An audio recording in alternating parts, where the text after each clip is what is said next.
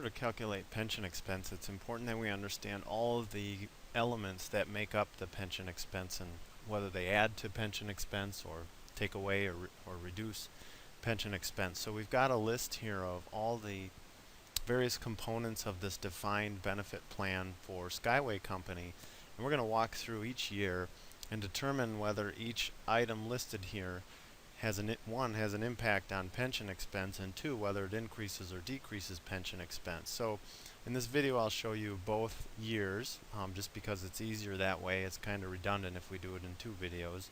And what you'll notice down here is I've set up this little schedule. I've got 2016 here, 2017 here, and at the end I have total pension expense. And the formula listed here is simply to add all of the items that occur here given the item that's described.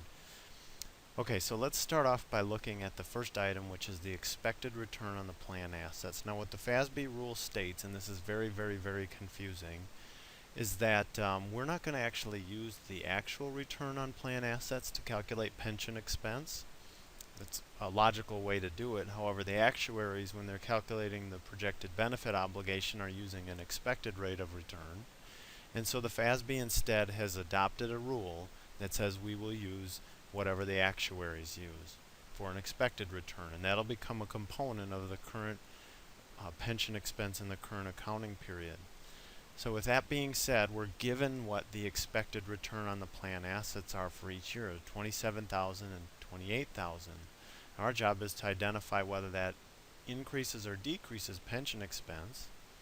And the answer is it decreases pension expense because the expected return is a benefit of having those funds placed into some sort of an investment, whether it's stocks or bonds or real estate or whatever else. And if it appreciates in value, it means that I have to contribute less in a future period to cover all the obligations I've made to my employees. So we're going to have a negative impact on the pension expense when we have an expected return. If it's an expected loss, it would increase pension expense. Now, you're probably not going to understand this yet, but we'll just talk about it briefly. This amortization of net gain, it's one thing to use the expected rate of return when you're calculating pension expense, but that's not in reality what happens. There's an actual return based on the stock market and the bond market and the real estate market and whatever other market we're invested in. And we're not going to use fake numbers, although they're fake. They're supposed to be a good approximation.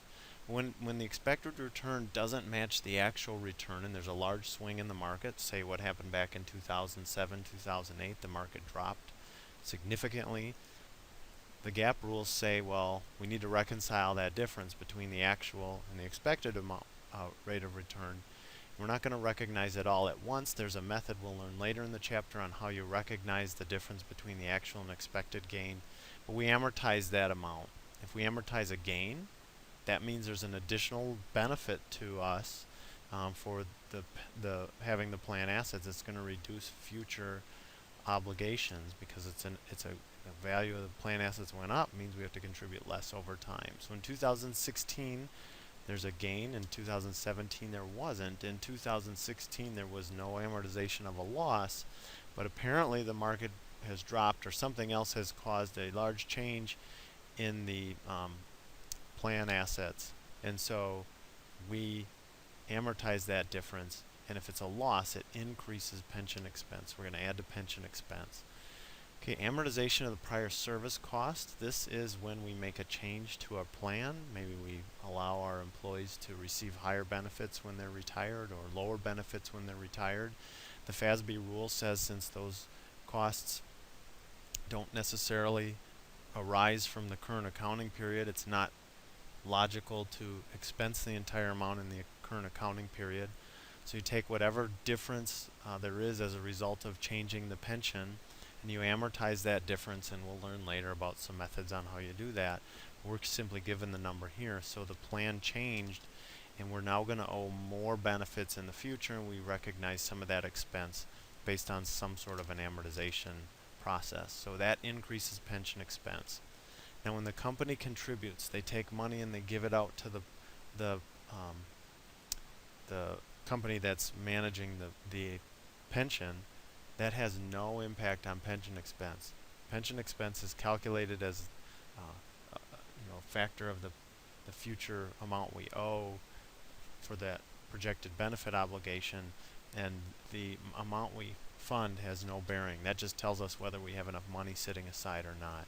Interest on the PBO, that's some interest cost applied to this future amount we owe, like a liability. So that amount increases pension expense for both years. And then the service cost is the present value of the services of the future benefit we're going to receive when we retire for services performed today. So that increases pension expense in the current accounting period. And then the prior service cost we're going to ignore because we actually amortize the prior service cost. So the pension expense for 2016 is $230,000, and for 2017 is $244,000.